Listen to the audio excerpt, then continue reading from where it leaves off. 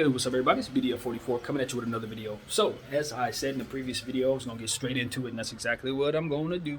The Boston Celtics are talking about trying to trade for Ben Simmons. And, of course, we talk about Ben Simmons quite a bit on this channel. And, you know, at this stage in the game, my mind has changed in terms of just wanting this to be over with, as far as if I were in the position of either one of those two parties. If I were in Ben's camp, I'm ready to get this over with. If I'm in Philly's camp, especially if I'm not necessarily calling the shots, just kind of executing those shots that are being called above me, and I'm ready for this to get over with. So, Boston Celtics are now in the mix. They're looking at their team. They've been disappointed in how they've started. They've been disappointed in how things have gone, but they've been eccentric on the defensive end in terms of that being their strength. And they want to try to contribute to that strength even further. I understand it. I do, because I said at the beginning of the season, if you watch my Boston Celtic Talk video, my problem with the Boston Celtics is that they're not a championship caliber team in a year where the Lakers are supposedly a championship caliber team, although we know right now they don't look like it at all.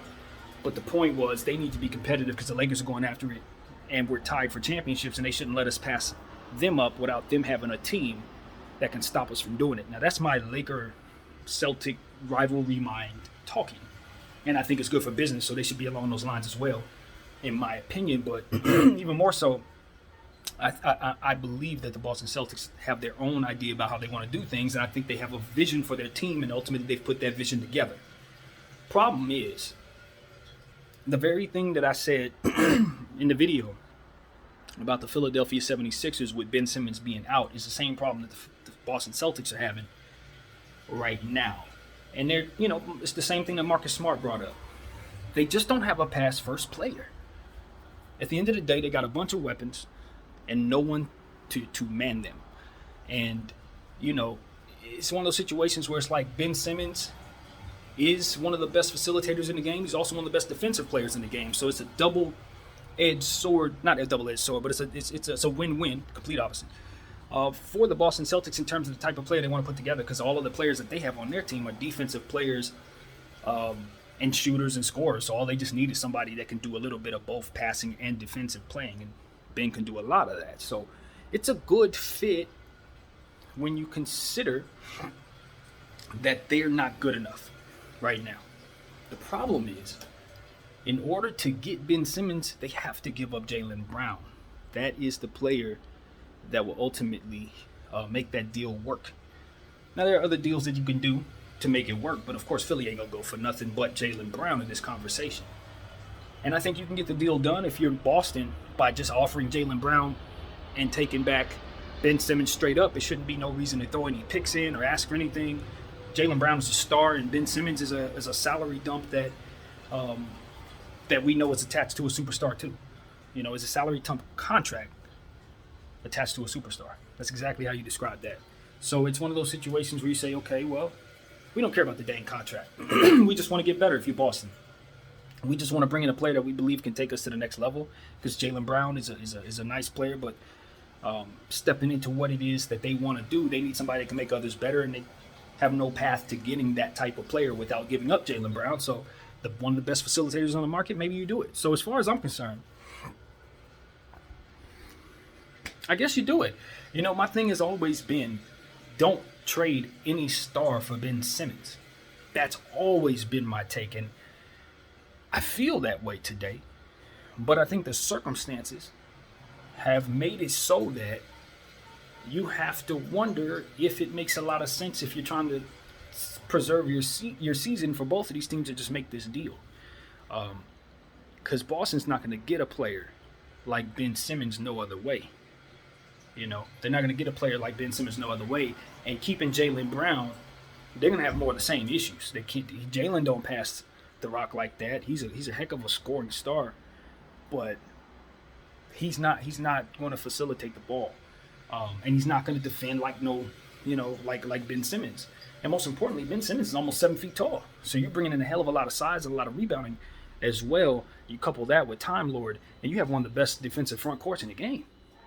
And that's assuming they put Ben Simmons in the front court. But even if they don't, it still gives you a hell of it's the same situation, the exact same dynamic, regardless of what position he's playing. You put them two players on the floor at the same time, and you're going to be able to compete with defensive players, and you're going to be able to compete with anybody really. And you consider what the teams like Toronto's putting together. You look at the type of defense that Chicago's been playing, and Miami's been playing, New York's been playing. If Boston wants to be in the mix, they got to get a lot better defensively. And some of the issues that they have as well is Jaylen Brown coming in and out of the lineup with various ailments and health issues, whether it be a COVID this week, a injury next week. It's starting to become a thing where you can pencil him in for missing 20-plus games this season. And, Ben Simmons has had his injury issues, but I don't think that we look at him that way. Now, Jaylen Brown is a good three-point shooter. Not great, but very good. Star-level scorer, superstar-level scorer, in my opinion, when he gets to his highest peak. So it's not like Philadelphia's bringing back somebody that they can't use. I think that's the best return I've heard of yet, as far as Philly's concerned. I like him better than CJ. I like him better than John Wall. I certainly like him better than anything Sacramento's given me. I like him better than the package that the Warriors had. So Jaylen Brown is the best thing you're going to get. And that's a knockout of the park and a good gamble by the Philadelphia 76ers if they're absolutely able to land Jaylen Brown after all. Although, Jaylen didn't help you with that facilitating issue. I hate to say it, but Philly's going to find out they're going to have some of the same issues. But it seems to me that they figured some of those issues out prior to whatever's about to happen next, because they're passing the ball very well. Tyrese Maxey stepping into his own as a facilitator. And, Joel Embiid's doing some facilitating as well. So you look at the Philadelphia 76ers, you say, well, they're pulling it together without Ben Simmons in that way. So it's not like they're missing him in that way right now, which means if they bring in Jaylen Brown, they won't miss him then either. And that makes this trade valid for me if I'm Philly overall. Yes, we are going to miss a lot losing Ben Simmons. But believe it or not, I think the combination of Jaylen Brown and Tobias Harris and Joel Embiid, Tyrese Maxey, that's a bit better of a fit. It's a less awkward fit. And I think you continue to be just as good as you are right now. Really, I don't think it may be a lateral move for Philly in some ways, which is a very good thing considering what they need. So all in all, Jaylen Brown's not going to give Philly no problems. They're going to love having him. If they happen to want to trade him, he should be easy to trade. So there's no reason not to make this deal. If you got to add a little more to it, if you're Philadelphia, I'd be willing to, just to get rid of Ben Simmons. If they need a pick or two, if they need a fork in Korkmaz, you should probably do that if you're Philly to get Jaylen Brown. I think it's probably going to be necessary to sweeten it just a little bit. But overall, this looks like a good deal to me. It looks like a good deal. And I tell you, if you would see some of the videos I made 4 months ago, 3 months ago, that's a complete turnaround from where I was at. But my thing is, it's just you get to a point, as I knew we probably would, where you just get to seeing how your season's playing out. And, as they said, as a lot of people were saying, as those who were arguing against me were saying, it gets to a point where you can wait to see what happens as the NBA shakes out and then certain players become disgruntled or certain teams be ready to move on from certain players. I wasn't trying to hear that necessarily because I was thinking that was like that's not really something you want to bank on in this situation, in my opinion. I just felt that way because it's like, okay, the kid's going to be sitting on the sideline. How long is that supposed to take place? What if that doesn't manifest? Well, it could have gone either way, and it looks like it's panning out in Philly's favor in terms of here comes a player that they could use who's going to be available maybe to make this deal happen for them. So the gamble worked if they can pull it off. My question is, how much do they have to attach with Ben Simmons to make the deal?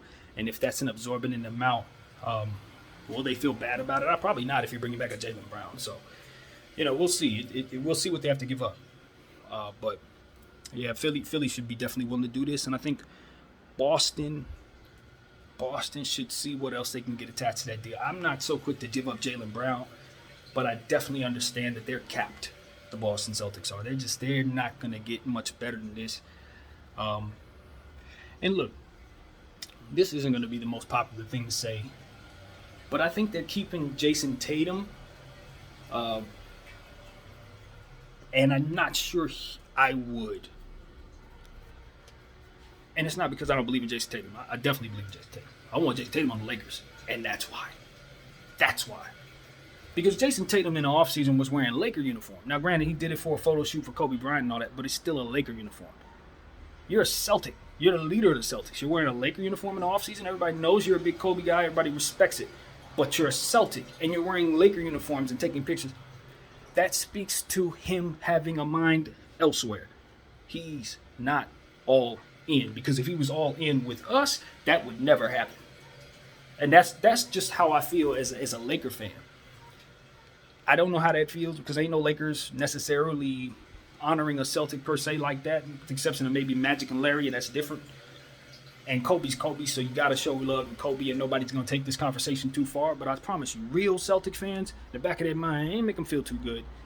Man, and I'll tell you this. I'm not certain he's better than Jaylen Brown. I think he's as good as Jaylen. Jaylen's as good as him. But I'm not. I've never been certain that Jaylen Brown wasn't as good as Jason Tatum. Never been certain of that. I've always felt Jaylen Brown's level goes as high. He can give you 50. He can give you 10 boards. He can give you 4 steals. Like, granted, Jason Tatum has the length. He has the ability in certain things. But Jason Tatum's game has to grow from here. He's developed well up until this point, but he has to continue to get better at certain things that people are pointing out that they're seeing, such as him, the ball movement and stuff like that. Same as Jaylen Brown. They both have to get better at these areas. So I'm not certain either one of them's better than either one of them, and I'm not really certain at both of them making your maximum amount of what they can make on the same team that they can ultimately get to that level that'll ultimately give them the championship. Like I said, they're capped, y'all. I love both of those players. I would love to have them both on my team. But if they're the best 2 players on your team, you got to do some hellacious building to make a championship team out of that thing. I don't think that's the case if you add Jason Tatum, Ben Simmons, and then you have, of course, the players that they already have in place. Now, Boston, your shooting is going to be crazy because obviously spacing with Ben Simmons, that's a thing. Jason Tatum's going to have to shoot very well. You're losing Jaylen Brown, so your scoring is going to take a hit. But I think you'll make up for it because I think Peyton Pritchard will be on the floor more. I think Dennis Schroeder will have a heavier load. And those players, I think, are built for that in terms of scoring the ball. They both can score quite a bit. So I look at them as being able to step into what Jaylen Brown's scoring was and then be able to fill that in for him. Richardson as well. Those guys are going to just step it up and kind of score a little more to make up for Jaylen Brown's being in Philly. And then you still wonder where the shooting coming from. Obviously, Seth Curry over there. I don't think you can get Seth Curry if you're the Boston Celtics, but those are the type of things I'd be trying to do. You know what I mean? I'd be trying to see if I can get some shooting out of Philly in that deal or maybe somewhere else in that deal. Because Boston's not going to have enough shooting. That's going to be the issue. They're going to be clanking it all over the place with Ben Simmons on the floor and then like Marcus Smart and Time Lord. I'm not in love with the spacing. But their defense will be hellacious, so they'll make up for it. So, hey, Boston's going to be in a great position to build around Ben Simmons. That's another thing. I think they can maneuver a bit better to build around the guy than maybe Philly can at this time, even if he were to choose there. So, that's my take on the thing, man. Celtics side of the game, for me, is kind of iffy. Okay? Just because of the shooting. But the Philly side of the game is a no-brainer. Obviously, if you can make this deal, you do it now. So, that's what I got, man. My name is BDF44. Thank y'all for watching. I'm out.